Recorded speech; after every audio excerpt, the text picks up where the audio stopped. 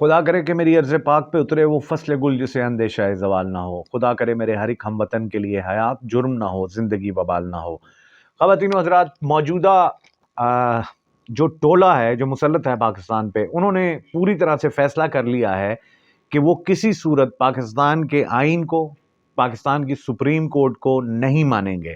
آج supreme court نے آج اسٹیٹ بینک نے سپریم کورٹ کو رپورٹ پیش کرنی تھی کہ انہوں نے 21 ارب روپیہ جو ہے وہ جمع کرایا یا نہیں کرایا. لیکن آج پہلے قائمہ کمیٹی کا اجلاس ہوا جس میں تمام جو پارلیمنٹیرینز تھے وہ بیٹھے، انہوں نے فیصلہ کیا جی کہ ہم یہ پیسے نہیں دیں گے، اور پھر اس کو معاملے کو بھیجا انہوں نے پارلیمنٹ کے اندر، اور پھر پارلیمنٹ کا اجلاس ہوا، ایک تحریک پیش ہوئی، اور اس تحریک میں جو ہے یہ فیصلہ ہوا کہ ہم نے کسی صورت بھی جو ہے وہ یہ رقم جو ہے وہ نہیں دینی الیکشنز کے لیے. تو یہ سیدھی سیدھی جو ہے اب سپریم کورٹ کے ساتھ لڑائی والی بات ہے، یعنی سپریم کورٹ کے احکامات کو جو ہے وہ ہوا میں پرخچوں میں اڑا دیا. اور یہاں تک بات نہیں ہے خواتین و حضرات، جس طرح کا عدلیہ پہ حملے ہو رہے ہیں، جس طرح پہ ججز پہ حملے ہو رہے ہیں، جس طرح سے یہ مسلط ٹولہ جو ہے، چونکہ انہوں نے حکومت میں تو آنا نہیں تھا، لیکن ان کو ایک تحفے کے طور پہ پاکستان کی سلطنت جو ہے وہ دی گئی، اور ان ہینڈلرز نے دی جس میں جنرل باجوہ سر فہرست تھا. تو آج نوید قمر نے ایک بات کی، انہوں نے کہا کہ پارلیمنٹ کی توہین پر بھی ہم عدالت بھیج سکتے ہیں. یعنی کہ یہ درندے جنہوں نے پاکستان کو لوٹا، اور اب وہ یہ دھمکیاں دے رہے ہیں کہ وہ سپریم کورٹ کو بھی توہین عدالت پر جیل بھیج سکتے ہیں. تو یعنی کہ اب یہ ایک اوپن لڑائی ہو چکی ہے، اوپن ایک معاملہ جو ہے وہ چل چکا ہے.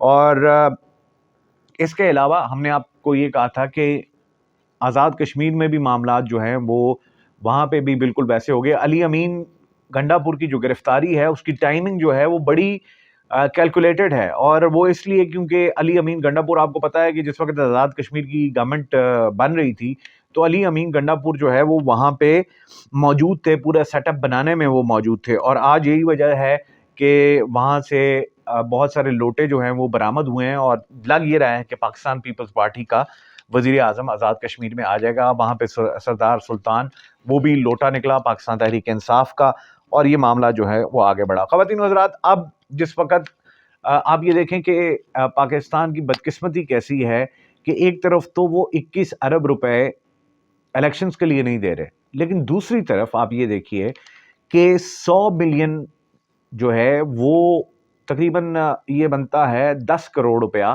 چیف الیکشن کمشنر کے گھر کے لیے جو ہے وہ ایلوکیٹ ہو رہا ہے. یعنی کہ یہ اس کو آپ کہہ سکتے ہیں کہ چوری اور سینہ زوری ہے. اس وقت بدماشی کا زور ہے اس ملک میں، اس وطن پاکستان میں. مولانا فضل الرحمان جن کی کوئی بھی سیاسی اہمیت نہیں ہے، جن کا کوئی سیاسی قد کاٹ نہیں ہے، وہ اس وقت موجود ہیں، اور وہ عمران خان کو جو ہے وہ للکار رہے ہیں. اور کیوں نہ للکاریں جبکہ ان کے پیچھے اسٹیبلشمنٹ موجود ہے. خود مولانا نے یہ بات کی کل کہ مجھے جنرل باجوہ نے کہا تھا کہ آپ لانگ مارچ لے کر آئیں تو ہم مارچ میں عمران خان کا تختہ الٹ دیں گے. تو پھر وہ جو یہ کہتے تھے کہ ہم اے پولیٹیکل ہیں یا بی پولیٹیکل ہیں یا سی پولیٹیکل ہیں، وہ کیا کر رہے ہیں. خواتین و حضرات، پاکستان کا ماحول، پاکستان کے حالات دن بدن بدتر ہوتے جا رہے ہیں، اور یہ سچویشن جو ہے وہ تھمنے کا نام نہیں لے رہی. اس کی وجہ صرف ایک ہی ہے کہ ایک ٹولہ ہے جو جمہوریت، ایک منافق ٹولہ ہے جو جمہوریت کے پہلے راگ الاپتے تھے، اور اب آ کر وہ پاکستان میں اپنی حکومت قائم کرنے کے لیے پاکستان کے آئین کو تسلیم کرنے سے انکاری ہو چکے ہوئے ہیں. اس صورتحال میں پاکستان تحریک انصاف، انہوں نے اپنے پارلیمنٹیرین کا، اپنی جو سابقہ کابینٹ ہے اس کا اجلاس بھی بلا لیا. ایک طرف پاکستان جماعت اسلامی کے سراج الحق صاحب جو ہیں وہ بھی ایک مشن لے کے آئے ہوئے ہیں. وہ کس کے کہنے پہ یہ مشن لے کے آئے ہیں یہ بھی آپ بخوبی سمجھتے ہیں کہ وہ کس کے کہنے پہ کبھی شہباز شریف کبھی عمران خان کے پاس آ رہے ہیں. انہوں نے بھی ایک بیان دے دیا، انہوں نے کہا کہ اگر حکومت واقعی سنجیدہ ہے کہ جنرل الیکشنز کروائے جائیں تو اس کے لیے فوری طور پہ آپ کو نیشنل اسمبلی ڈیزالو کرنی ہوگی، اور اس کے بعد معاملات آگے جائیں گے. تو مجھے یہ لگتا ہے کہ یہ جو مشق سخن جاری ہے یہ کسی کام کی نہیں رہے گی، اور یہ سراج الحق والا فارمولہ جو ہے یہ کوئی ناکام ہوتا ہوا دکھائی دے رہا ہے. تو شاید ایسا نہ ہو سکے. حالانکہ سراج الحق کچھ لوگ کہتے ہیں اکتوبر کی تاریخ لے کے, کچھ لوگ کہتے ہیں جولائی کی تاریخ لے کے, لیکن چونکہ جولائی میں حج بھی آنا تھا اور اس کی فلائٹس بھی ہونی تھی تو لوگوں نے ادھر بھی مصروف ہونا تھا, اور اس کے بعد پھر محرم, اور محرم کے بعد پھر سفر, اور سفر کی 20-30 تاریخ کو جو غالب امکان لگتا تھا کہ یہ پی ڈی ایم کا پلان تھا کہ اس کے بعد, اور یہ تب تک اکتوبر آ جانا تھا, تو انہوں نے اکتوبر میں لے کے جانا ہے. اکتوبر میں آپ جانتے ہیں کہ بہت ساری تبدیلیاں ہیں, آپ کے جو چیف جسٹس ہیں وہ بھی فارغ ہو رہے ہیں, تو معاملات جو ہیں وہ کوئی ٹھیک ڈگر پہ نہیں بیٹھ رہے. اب عمران خان جس سچویشن سے روکنا چاہ رہے ہیں اس وطن کو, اس ملک کو, کہ ہم اس طرف نہ لے کے جائیں, اس کا آج انتہا دیا ایک دفعہ پھر فواد چودھری نے. فواد چودھری نے کہا کہ اب صرف 2 ہی راستے باقی ہیں, یا انقلاب ایران, یا دوسرا پھر سری لنکا کے حالات. خواتین و حضرات, لوگوں کی زندگیاں اتنی مشکل ہو چکی ہیں کہ اس بے شرم حکومت نے دن رات جو راگ الاپتے تھے, یہ جو پی ڈی ایم والے ہیں یہ, اور ان کے وہ جو صحافی جو دن رات 1-1 روپے پیٹرول پہ چیخ و پکار کرتے تھے اور راتوں کی نیندیں لوگوں کی حرام کی ہوتی تھی گلے پھاڑ پھاڑ کے, آج وہ بے سود نشے میں پڑے ہوئے ہیں کہ ان کو نظر نہیں آ رہا کہ پیٹرول کی قیمت ہر 10 یا 15 دن کے بعد بڑھ رہی ہے.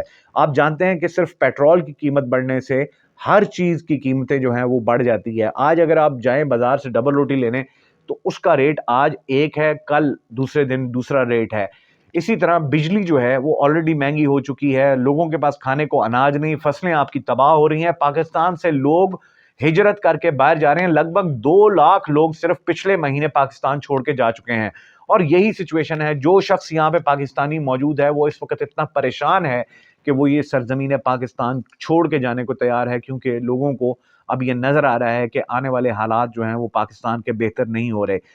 اس ساری صورتحال میں ہماری اسٹیبلشمنٹ جو ہے وہ نہ جانے کس نشے میں ہے, کون سے وعدے ایسے کر کے آ چکے ہیں کہ وہ اپنے ہی لوگوں کے خلاف جو ہے وہ یہ سارے معاملات چلا رہے ہیں, اپنے ہی لوگوں کے خلاف یہ تمام ایکشنز ہو رہے ہیں, اپنے ہی قانون کے خلاف جو ہے وہ جماعتیں کھڑی ہوئی ہیں, اور وہ سمم بکمم ہو کے یہ دیکھ رہے ہیں. ان کی خاموشی جو ہے وہ نیم رضامندی نہیں بلکہ پوری رضامندی ہے. اور کور کمانڈر کانفرنس کا حال یہ ہے کہ ایک دن میں شروع ہوئی, اگلے دن جا کے ختم ہوئی.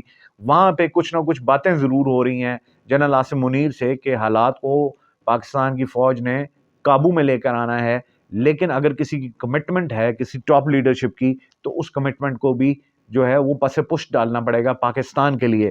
لیکن ایسا ہوتا ہوا نظر نہیں آ رہا. اگر انقلاب ایران والی بات ہے تو خواتین و حضرات, انقلاب جو ہے وہ خون کے ساتھ رنگا ہوا ہوتا ہے. انقلاب اگر آنا ہے تو اس کے لیے لاشیں گرنی ہیں, اس کے لیے مظلوم لوگوں کا خون بہنا ہے. خون بہنے کا سلسلہ آلریڈی شروع ہو تو چکا ہوا ہے. یہ ظلم اور یہ جبر جو ہے یہ چل تو رہا ہے, لوگوں کو اٹھایا جا رہا ہے, لوگوں کو ٹارچر کیا جا رہا ہے. جو فریڈم آف سپیچ کا کرنے کی کوشش کرتا ہے ان کو اٹھا لیا جاتا ہے, کیونکہ مافیا مسلط ہے اس پاکستان پہ, اور اس مافیا کے پیچھے ایک ہینڈلر کا مضبوط ہاتھ ہے جن کو کہ پیچھے سے ہنٹر جو ہے وہ پڑ رہا ہے کہ ہمارا ایجنڈا جو ہے وہ پورا کیا جائے. تو انقلاب اپنے ساتھ خون لے کر آتا ہے, اور سری لنکا کی مثال آپ نے دیکھ لی کہ وہاں پہ لوگوں نے پھر جا کے گھروں سے وزیروں کو, مشیروں کو اور ان تمام ایلیٹ, پولیٹیکل ایلیٹ کو نکال کے نشان عبرت بنایا.